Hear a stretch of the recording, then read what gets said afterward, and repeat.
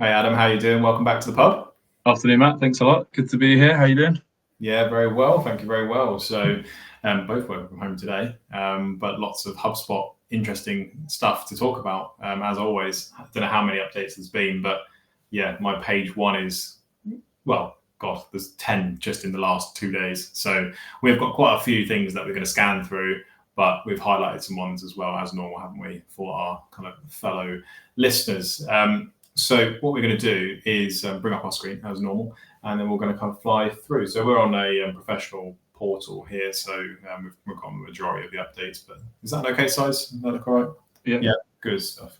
So where do we want to start? We're going to talk about prospecting. We weren't going to talk about prospecting radar, were we? Because we're not allowed to talk about prospecting radar. Is that right? Well, yeah. Prospecting radar, not a thing yet. Let's talk about this with the Breeze Assistant app. I'll be open. I haven't downloaded this app yet, but this update sounds really, really good. Yeah, so my understanding is you can now kind of dictate to Breeze on your phone via the app, just talk to it, and as if you were typing. So a time saver if you're out and about. And just another improvement to Breeze. Yeah, I mean, there's no excuse really, is there, for field sales reps to not update the CRM, bring up the Breeze app, start talking about what just happened. Hey, can you add a note to this company? We just went on site. This is what we found. Set a task for me for tomorrow. Nice. Yeah. Or even kicking off workflows. So that'd be quite mega. Imagine if you built an absolutely huge workflow and then you just went out and went, now. Yeah. You feel like James Bond, right? That would feel pretty amazing. Cool. So some nice improvements to Breeze as normal. As you can see, lots of Breeze icons everywhere, but apparently not this one. But Breeze icons everywhere as Breeze kind of continues to be improved. But this is a nice one, isn't it? For this next one, we've got payments in the new forms editor. So this one here, you can collect payments at this time of submission. So you can actually charge people for booking meetings or booking your time, or essentially filling out any form, really. So event tickets, I guess, potentially could be expanded to this. Yeah, I guess, or even small businesses, perhaps, where they need the payment up front to be able to, Yeah, this is really interesting. It's an interesting one for us with our apps as well, right? Because you could say, hey, you want to upgrade, just literally hit this form and then we'll upgrade, you pay at the time and then upgrade you, rather than giving Stripe 5% of everything.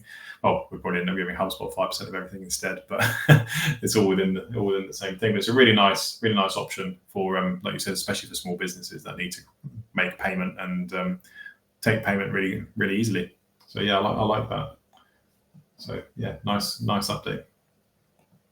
So let's hop into the next one here. So projects, Adam. What are projects? This is a quick overview, and then what are these new bits? Yeah, so projects was announced that inbound. It's a kind of a new object, and as it says on the tin, it's for projects. So you can track projects within it, and you can kind of view them in a Gantt chart and see kind of how that's progressing, linking back like any other object would to your contacts, companies, deals, etc. And I think the update we're looking at today is around the API. Yeah, we've got two, haven't we? Yeah, we've got the task card, which I've currently brought up on screen, so you can see the tasks that are included in the in this project in particular. And then, yeah, like you said, the next one is the projects API, which allows it to kind of all be controlled, via the API, which is fab. Yeah, I think it's a common theme with projects in particular. I mean, when it was announced, it was pretty cool, but it was clear that there was going to be more to come. And I think these are two pretty big updates. I think that task card, it kind of seems underrated as such, because I think that makes quite a difference, being able to kind of view your project and then see your tasks in that card. And then obviously the API opens up a lot of possibilities in kind of what you can link that to. Yeah, I think people using Monday.com, Teamwork, that type of stuff, will see a lot of benefit in this API, because you'll be able to see you'll see your project in HubSpot, even if you don't manage it in HubSpot. But it looks like HubSpot are gearing up for the potential to actually, of course they are, actually manage projects and manage onboardings and stuff all within HubSpot. So yeah, it's a really interesting play. I mean, I prefer HubSpot to stick to sales, service, marketing, and leave the kind of the project management to other tools personally. But it's good to have it all in one platform if you need it. Yeah, or even if I mean, with the API, I suppose, even if you're just pulling across the data, like you say, you're not necessarily using it if you're already in a contract for another piece of software. But if you wanted to use the functionality of reporting in HubSpot, that obviously opens up more possibilities there. True. Where you can kind of cross-reference your projects to your deal value if you're not already pulling that into your third-party projects tool. Oh, yeah, true. So how many tasks is this, are overdue on this deal that we closed, or, create stuff based off a deal, that type of stuff. And look at it against the deal value to actually determine the priority of it. Oh, world of possibilities. We can probably spend hours talking on that. That sounds good. So that's a nice little update there. What else have we got on page 2? I mean, there's loads in here again. Like you can see, like so many from the last week. I think one of the ones that I think has come live recently is the updated CRM cards. I'm just going to chuck it in here, just so I know we didn't speak about it before. But the updated cards that now kind of look just so much nicer, and they kind of stack nicer. And the best thing, the important thing, is you can sort them, right? So that's if you had associated deals with a company, all the deals that are all time are in there, but they've got lost, closed, won. Give me the active ones at the top. This is what this allows, which I think is really cool. Yeah, definitely.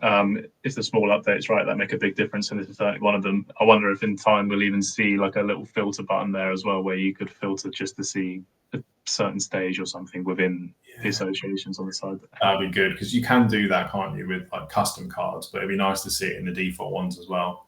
Yeah, that'd be really good. Okay, nice.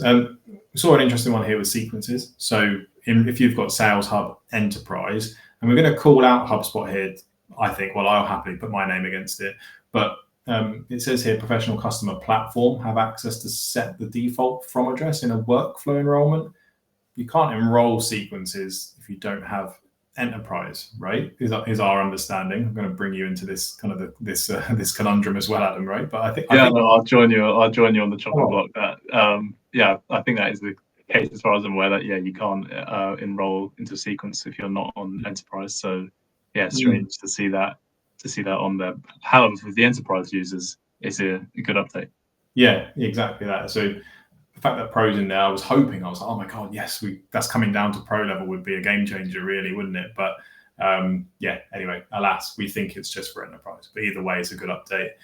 So if you've got multiple email addresses, multiple aliases, all that type of stuff, you can now actually select the email address that you want it to go through, not just the user, which is good. So a good update, making sure that enterprise businesses with HubSpot succeed. So we like that one.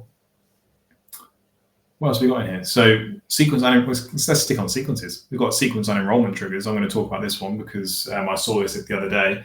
And you can actually be more specific in your unenrollment triggers now. So you can actually say, when a contact replies to this email, unenroll all contacts of the company, unenroll just this contact, et cetera, et cetera. So you can be more specific with your filtering on unenrollments from sequences as well. And they've got it right this time. It's actually on the Customer Platform Pro as well. So that's a nice little update. I thought I'd just throw that one in there. Any comments, or should we? Yeah, it makes a lot of sense. Like if you're targeting a team and just trying to get a foot in the door, as soon as you've contacted one, then kind of you can stop contacting everybody. So it makes a lot of sense.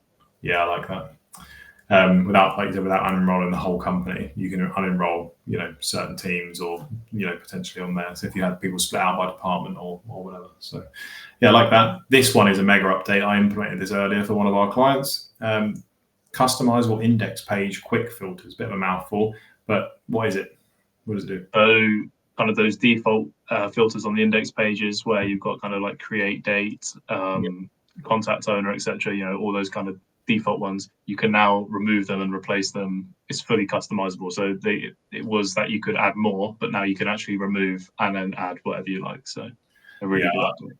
I like that. And I think it says here as well, default views can't be customized. Only super admins or the user who created the view can save quick filters to a view. Anyone who uses the view will have access to the quick filters. So basically the quick filters come with the view, so not just for that user. So I like that, because you could actually then have certain view with, you're doing account management. You don't really care about, some property, but you care about another one. You just swap the properties out on views. which I think is which is an absolutely brilliant update. So yeah, we really, really like that one. I think that's probably my top update of the week, actually. I'll call it out. So yeah, nice.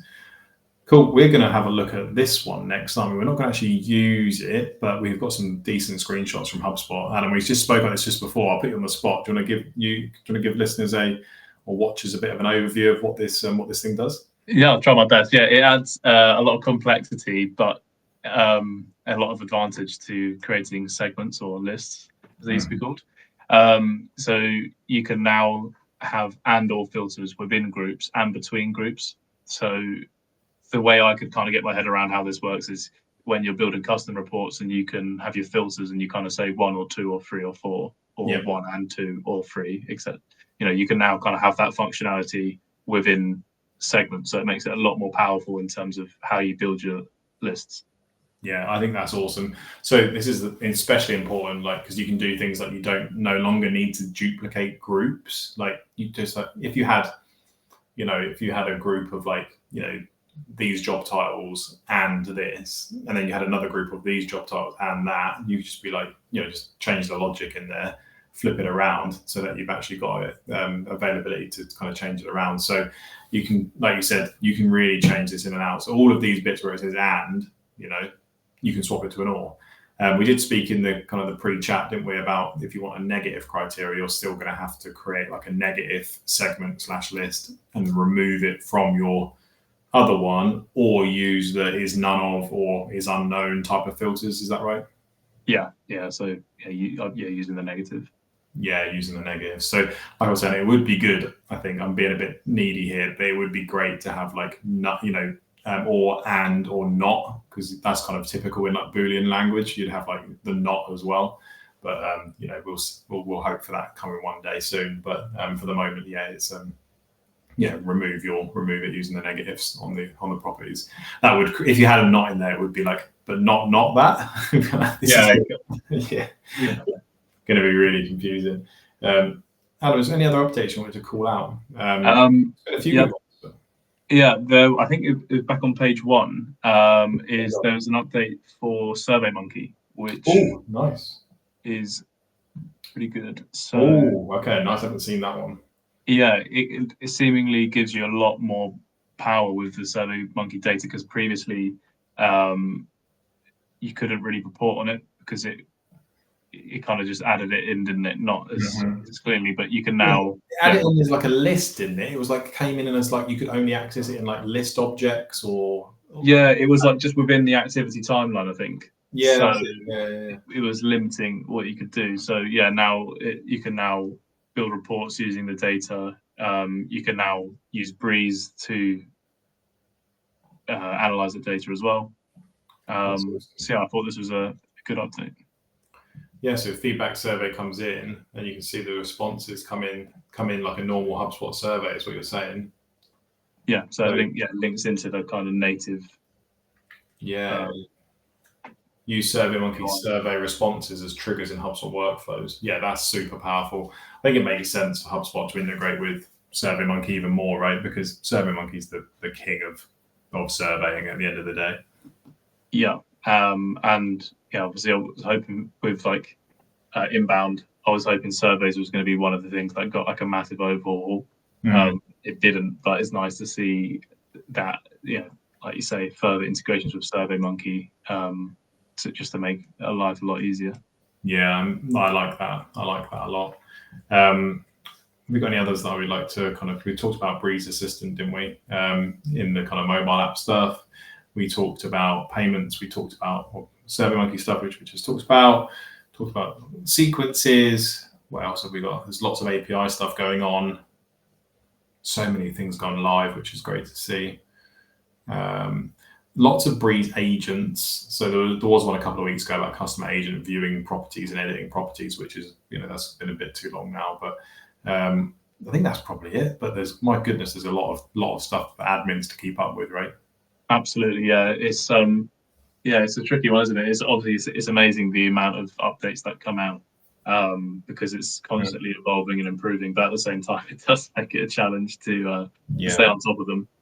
Yeah, we were talking about how we keep on top of them about Unmatched, which we'll keep hush hush for this, but like it's almost impossible for everybody to actually keep on top of everything and become an expert at all of them, right? I still haven't managed to get my hands on Data Studio, for example. I know that you've got a bit more dirty with it, but I haven't kind of even touched it yet. Which is so many things going on, but I mean, we don't have any idea of the next direction, do we? But I think from inbound, it's quite clear. Commerce, quoting, CPQ improvements, hopefully over the next few weeks, months as well.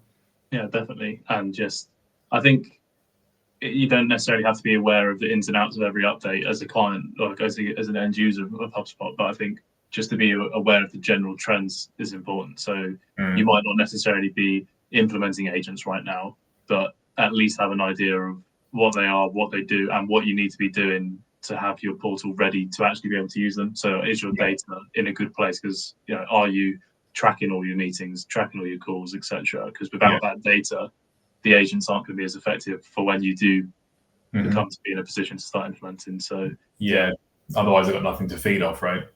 I think one of the key misses for me, just kind of off topic actually, is like I was trying to use smart properties the other day, and smart properties don't look at the full engagement history on the record. They only look at call history, whereas the agents look at everything. So I think that's the benefit of using the agents, is that they just look at the whole context. They look at absolutely everything on that record. And I think the only thing that's missing for me is you can't kick off an agent, I don't think, via a workflow, or you have to kind of go into the agent itself, don't you? Talk to it as if it's ChatGPT. Is that right? Am I getting that right? Because I was having a play with the closed lost agent. Just thinking, was there a way of doing it for work? Well, I know I set it up to run monthly on the first day of the month kind of thing. So I know there's possibilities to do that. So you can automate a bit. You can automate it a bit, but I'm not sure whether you can do it within a workflow. Yeah, I think that's the key for me. Like, I know this isn't up on screen right now on purpose, but I think I was trying to use the ABM kind of landing page agent, but I have to feed it so much information. It's like almost it's obviously in beta right now, right? I'm being a bit critical here, but like the social post agent's brilliant. Customer health agents are also really good. But the other ones, I feel like the user isn't going to be going into the agent to actually, or are they? I mean, maybe I'm getting that wrong, but you kind of got more of an insight from it inbound, but are they going to be going into the agent space and talking to an agent, or is it just needs to be getting kicked? My experience is it just needs to be getting kicked off in the background. Yeah, I think, maybe there's probably room for both. I mean, some agents should be running in the background without needing any interaction, and then others, because like a landing page, for example, do you want the agent to just go off and create your landing page without having any input? No, but if I created a target list of companies and I gave it a load of domains, I'm gonna have to go in here. I'm gonna have to go in here one by one, right? Right. Like, it's great. Don't get me wrong. Like, what the stuff this thing can produce is insane. But that's kind of my general use case of it. Like, is someone going to come in here and talk to it like a ChatGPT, or are you just going to go build it yourself? Yeah, it's interesting because I guess ABM is should be unique to specific companies, which I suppose is why it's saying kind of one at a time. And then like the deal loss agent that I've been setting up, that is a kind of one and done in terms of setup. That will just run in the background now, and like I say, once a month, send an analysis of deals that have gone to close lost and what improvements could be made, etc. So it's probably a mixture of both. There's a few agents then that can just be kind of set up and then run out of the box by the sounds of it.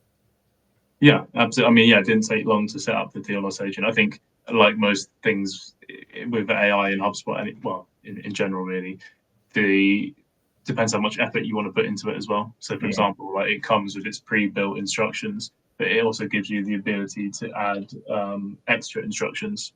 Nice. So some people might be happy just to go, I'm happy with the default. Let's just run it and see what I get.